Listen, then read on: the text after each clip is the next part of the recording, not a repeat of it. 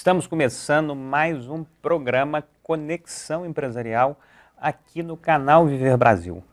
Mais uma vez, uma alegria estar recebendo um convidado para lá de especial.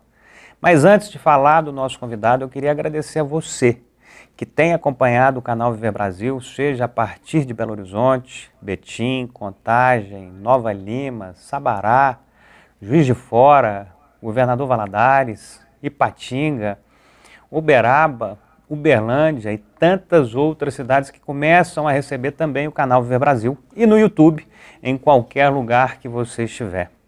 O objetivo do canal é levar cada dia mais informações melhores, mais qualificadas e vindas, obviamente, de personagens que tenham valor, que tenham reconhecimento nas suas atuações. E dentro deste caminho, o Conexão Empresarial vem conversando com diversas pessoas que conquistaram o seu lugar ao sol, que conquistaram respeito e admiração. E, obviamente, passam a ser inspiração para muitos. Hoje a gente tem o prazer de conversar aqui com uma dessas figuras, que realmente conquistaram respeito e admiração pelo trajeto que trilhou. Meu caro Joel Mota, ele é mineiro e de casamento marcado foi demitido do seu primeiro emprego. Com isso, se viu iniciando a carreira sem muito ou nenhum recurso financeiro, mas com uma vontade e coragem imensa de fazer acontecer. Ele e o seu colega fiscal, Américo André Júnior, abriram uma empresa de manutenção de ar-condicionado e o que era uma pequena empresa cresceu e, além deste nicho, também passaram a vender, instalar e alugar equipamentos de grande porte.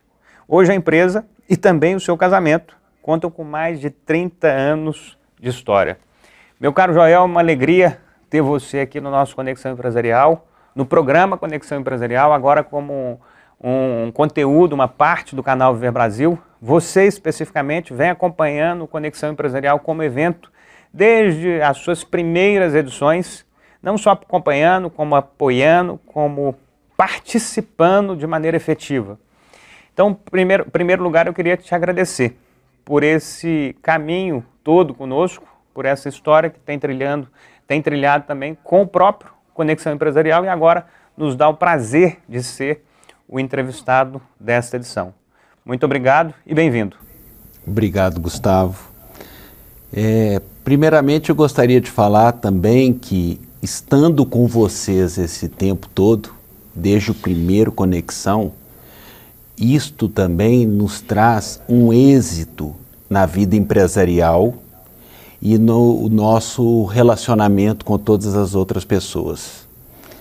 E graças a vocês, né, que são os maiores agregadores de Minas Gerais, quiçá do Brasil, né, a gente tem êxito na vida empresarial, tendo como as conexões empresariais que vocês montam, não só no Conexão como em outros eventos, né? E lá é aquele local onde você conhece mais pessoas, você faz negócios. Então, o nosso êxito também a gente deve a vocês. Queria te agradecer. Parabéns. Quero, em nome do canal Viver Brasil, da VB, te agradecer muito pelas palavras e queria começar essa nossa jornada aqui dos próximos minutos conhecendo exatamente de onde que vem o Joel, de onde que vem essa força aí que o Joel tem, essa disposição para o trabalho, essa capacidade de se reinventar, independente a momentos que o Brasil passa, tecnologias que avançam. Eu queria que você começasse a contar como é que foram os primeiros passos, os primeiros movimentos de formação do Joel. Onde é que você estudou, onde é que você nasceu, como é que foi a sua vida familiar, o seu ambiente familiar, os seus primeiros momentos de ambiente familiar. Queria que você falasse, você é daqui, tem irmãos, tem irmãs, como é que é a sua família, ainda está aqui, pai, mãe? Conta um pouquinho do Joel. Eu sou filho de uma mineira que nasceu em Araçuaí, filha de libaneses que vieram do Líbano, e meu avô era fazendeiro, minha mãe nasceu em Araçuaí. Araçuaí, para quem não sabe, é uma cidadezinha no Vale do Jequitinhonha, né? Legal, muito pobre no Vale do Jequitinhonha, mas que tem uma cultura extremamente forte. Lá eu conheci um centro cultural,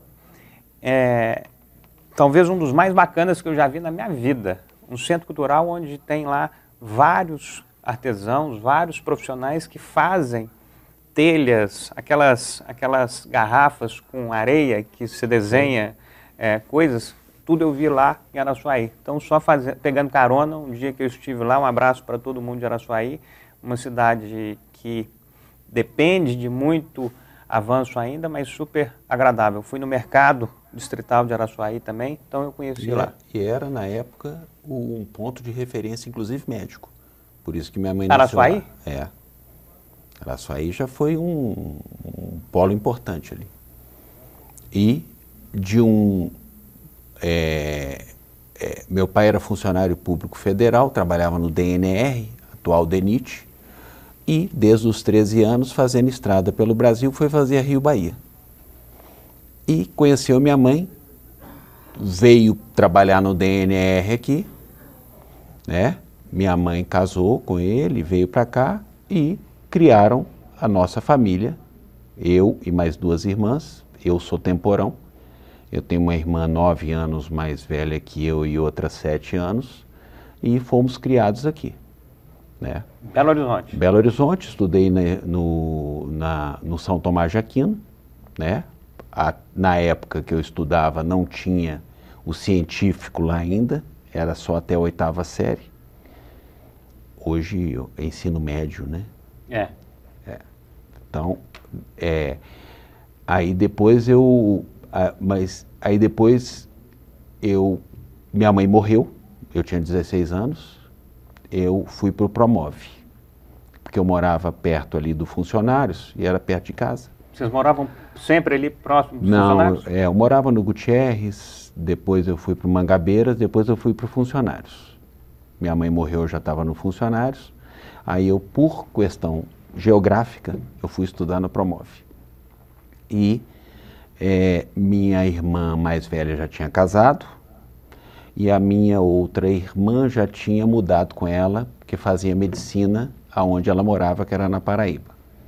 E morávamos eu e meu pai e eu tocava a vida junto com ele. Ficou só vocês dois aqui? Só nós dois.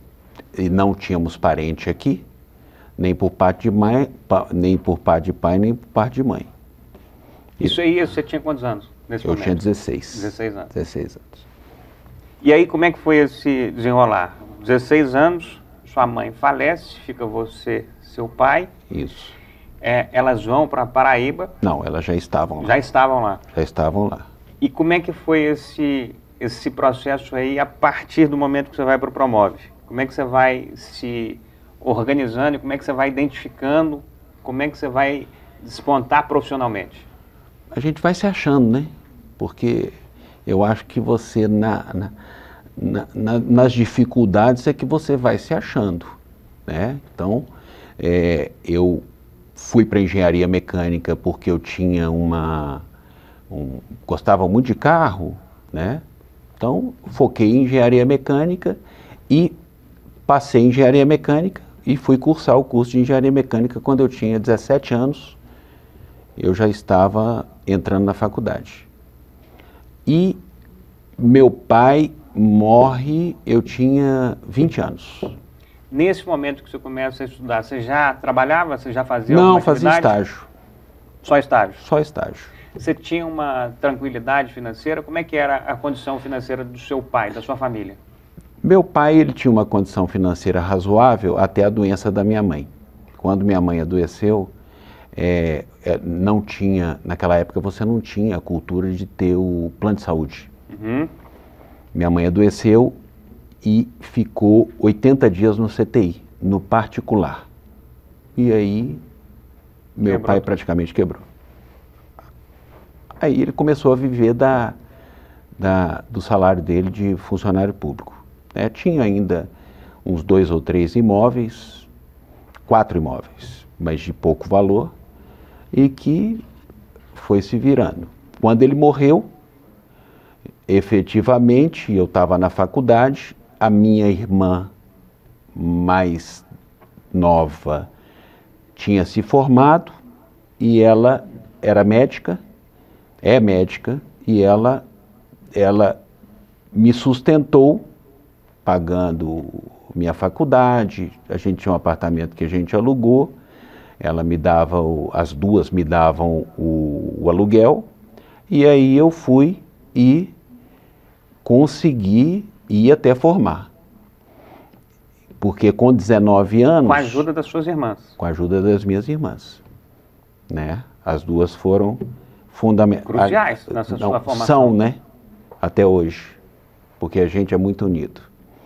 Aí eu conheci minha esposa com 19 anos, eu tinha 19 e ela 16, e aí eu formei em julho de 90. Eu já estava estagiando numa empresa, fui contratado como engenheiro. Em julho de 1990? É, exatamente. Você ainda não casado? Não. Aí eu estava com o casamento marcado no final em outubro, novembro, fui mandado embora. Isso aí, 19 anos? Quantos anos? Não, 23. 23 anos. É. Aos 23, você então tinha um casamento marcado. Morava de aluguel, fui despejado. Ok. Entendeu? Na hora que você vai e marca o casamento, obviamente você achou que estava seguro no emprego. Você acreditou que estava tudo certo. É. E aí, logo, quando você marca o casamento, vem a notícia que você foi despedido. Fui despedido. E aí, como é que foi essa notícia? Na véspera ali do casamento? Aí eu não sei. Eu acho que a gente entra em alfa, a gente fica louco, né? Aí, pô... Mas o que você pensou nessa hora? Eu estou prestes a casar, estou casando ali daqui a alguns meses. Esse cara, estou sem emprego. E aí? Aí eu arrumei por coincidência, eu arrumei um emprego uma semana antes de casar, no início de janeiro. E paralelo a isso, eu e meu sócio, que era meu fiscal e conhecia o meu trabalho, que é meu sócio até hoje. Seu fiscal em quê? Na empresa que eu trabalhava, que eu fui mandado embora. E o que você fazia nessa empresa? Eu era engenheiro de obras, fazia uma instalação de grande porte de ar-condicionado.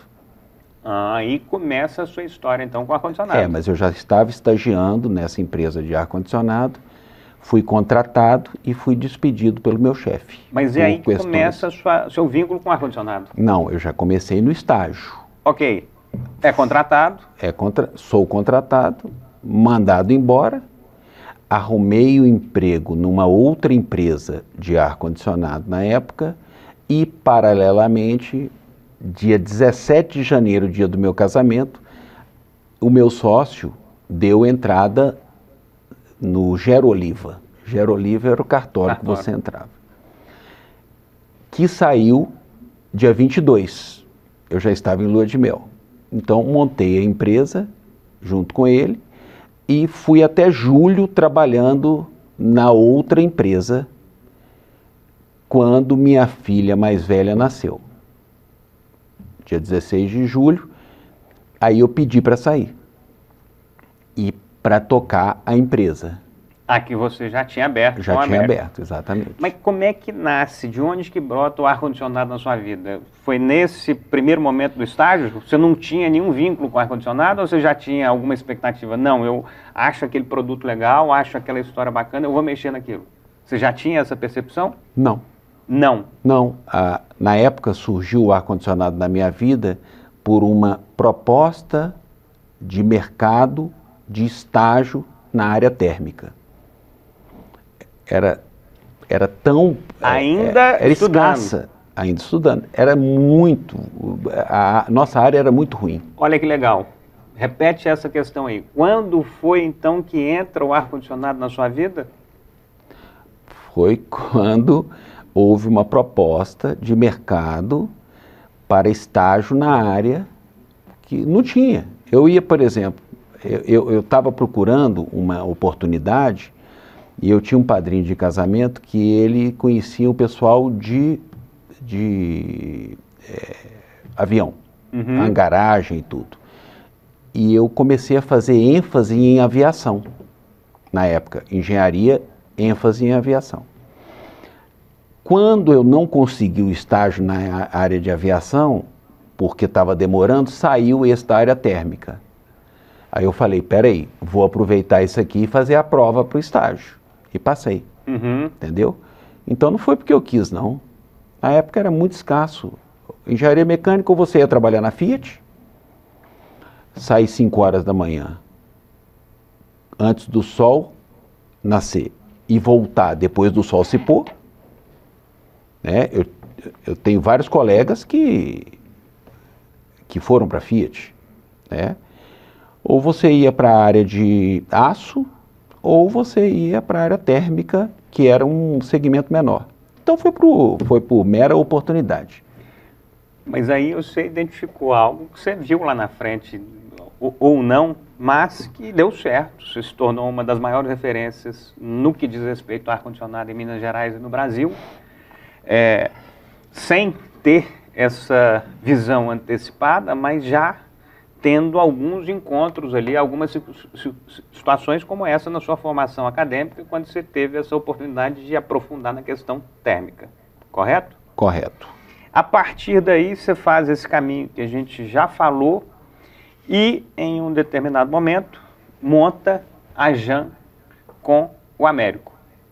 E a JAN é o que te traz até aqui, neste momento hoje, que te colocou para fazer algumas das obras mais incríveis desse país no movimento da Copa, nos estádios que foram feitos, em cada obra que você se empenhou a fazer e transformou a JAN na potência e na empresa referencial que é. Como é que foram as dificuldades? Como é que foram os momentos aí mais específicos que você passou com a Américo nos primeiros capítulos de formação da JAN? Nesse momento que vocês realmente decidem abrir a empresa, o que vocês mais tiveram que ficar atento ou quais foram as áreas que vocês realmente tiveram que se apoiar e aprofundar para não se perder? Gustavo, você tem que tirar de cada momento do país, você tem que criar uma oportunidade. Então, hoje é a época do combustível, né? Então você tem que descobrir alguma coisa que economize combustível. Você teve a época da energia, cara, do apagão. Então, cada momento você tem que tirar o que você pode oferecer de melhor para o seu negócio. Ou seja, na época do apagão, na época do racionamento, você tem que pegar equipamentos que sejam os mais eficientes possíveis e demandem menos. Na época do juro baixo, você tem que oferecer a questão da locação para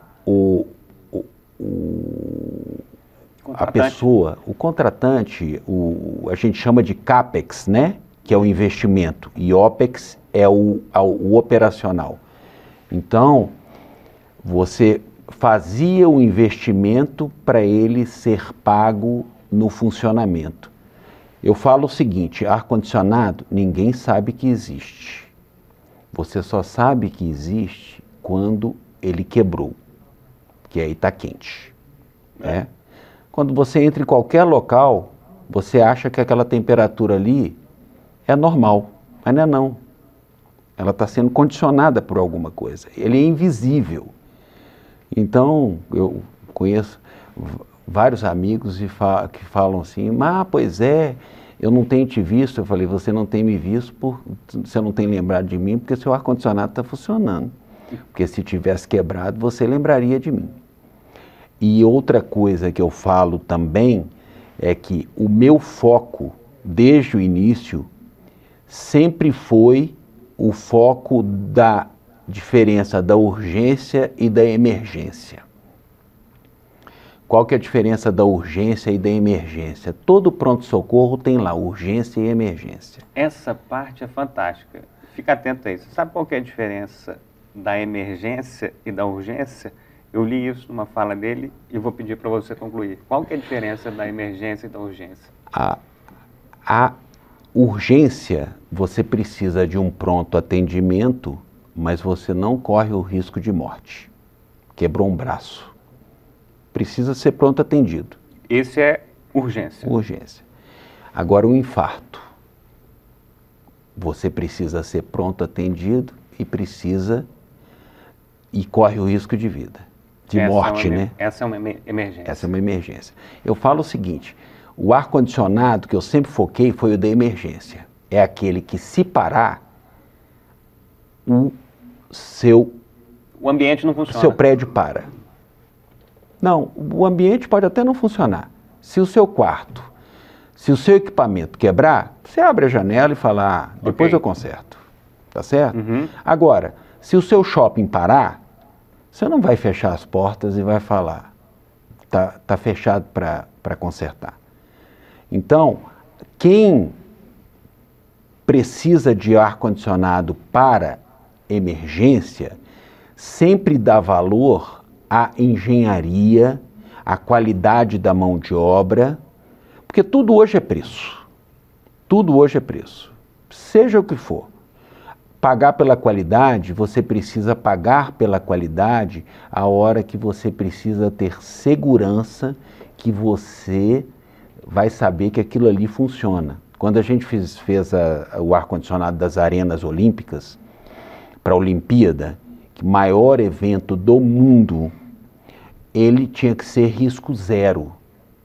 Então, as exigências editalícias e contratuais eram assim, se parasse, né, o funcionamento, nem fugir do país adiantava, que você ia preso assim mesmo. Então, o nosso foco sempre foi esse. Hospital, o ar-condicionado não é temperatura. Hospital, o ar-condicionado é a qualidade do ar interior. Por quê? Quem faz a filtragem das áreas limpas é o ar-condicionado. Excelente. Você colocou um ponto aí que eu vou provocar ele um pouquinho. Depois nós vamos voltar de novo nas Olimpíadas para entender um pouco dessa excelência, dessas grandes obras que foram feitas. Mas vamos aproveitar aqui e falar, já que nós estamos falando com um cara que é especialista em ar-condicionado, em clima, em ambiente, como é que é a situação do ar-condicionado para a população de fato? Existe problema? É uma coisa positiva para as pessoas? Tem alguma restrição? E aí eu estou fazendo uma pergunta, não é de leigo, mas é uma pergunta que está longe de ter o conhecimento que você tem. As pessoas, de modo geral, podem se sentir absolutamente seguras em qualquer lugar fechado com ar-condicionado? Ou tem precauções? De jeito nenhum. Pode se sentir totalmente segura? Pelo contrário, pode se sentir totalmente insegura. Insegura? Claro, porque o que acontece? Insegura. Você, por lei, isso eu estou falando desses ambientes pequenos, por lei, você não exigia uma renovação de ar em ambientes pequenos, ou seja, o ar dali de dentro era viciado. Você está falando um espaço tipo um cabeleireiro? É que seja. Uma loja? Que seja. Isso? O que vai renovar ali é a porta aberta. Ok. Se você fechar a porta, você vai pegar todo o ar ali e vai recircular e vai refrigerar o vírus ou a bactéria. Tá certo? Então, agora, Agora, neste tempo atual... Neste tempo, eles estão começando a acordar. No nosso sistema, que é um sistema de grande porte, ele já era obrigatório por lei. O quê? A renovação de ar pelo número de pessoas que ocupam aquele ambiente. Então, a gente tem a média de pessoas num ambiente e a gente tem o tanto de ar novo que a gente tem que jogar. Como é que se dá essa renovação de ar em ambientes? Você pega o ar externo, filtra e joga para dentro. Porque aí você tem ali naturalmente, você está, além de estar recirculando, você está renovando o ar. E os ambientes pequenos, a pessoa colocava um split ou um aparelho de ar-condicionado de janela e tchau. Ponto. Ponto. Ou entrei. Tá bom a temperatura? Né? Estava valendo. Tá valendo. Quer dizer, terá que existir um trabalho muito forte em cima desses pequenos, porque também isso custa. A renovação custa. Por que que a renovação custa? A renovação custa porque quando você renova o ar, você gera mais carga térmica também. E, consequentemente, aquele equipamento pode não dar conta de refrigerar aquele ambiente. Então, é uma dicotomia aí que nós vamos ter que dissertar depois, porque é complicado. E para esses eventos, para esses ambientes pequenos, a tendência é que esses equipamentos de renovação sejam uma prática regular. Deveria ser. Deveria ser. Tá claro. Joel, nós temos uma perspectiva aí nesse nosso Brasil em relação a transformações aí de ordem econômica. Qual que é a sua visão, depois de atravessar tantos anos aí, sobre o Brasil atual? Como é que você está enxergando que a gente está como nação e como economia, dentro de todas essas ações que você percorreu aí nesses últimos 30 anos? Só para finalizar esse bloco e para a gente seguir para o próximo. Vou falar para você curto e educado. Eu pergunto sempre para minha filha mais nova, a Isadora, como é que está a questão do horóscopo chinês. Ah, é o ano do tigre, né? Vai ter visão, porque eu acho que previsão de economista e horóscopo ou cartomante, quiromante é a mesma coisa. Então nós temos que ter um único foco, que é o trabalho, independente do momento que for, né? E pensar muito mais no seu negócio. É claro que a gente precisa saber, sim, tem certos, eu estou falando do meu negócio, tem certas profissões que vivem de futuro.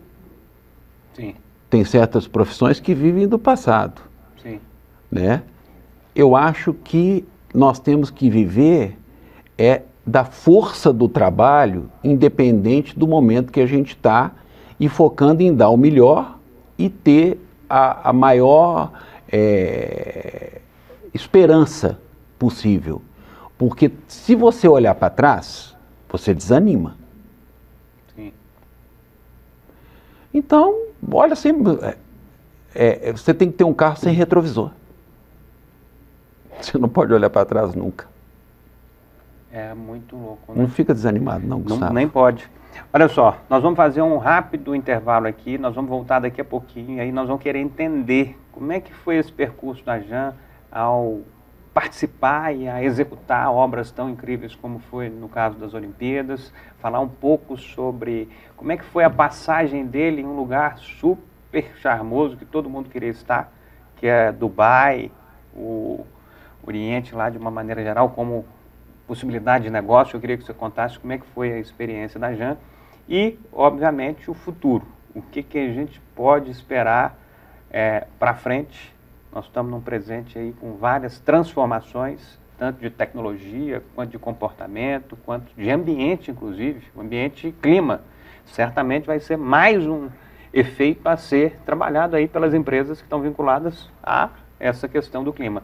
A gente volta em alguns instantes com o caro Joel Mota, da Jan Engenharia, aqui no programa Conexão Empresarial.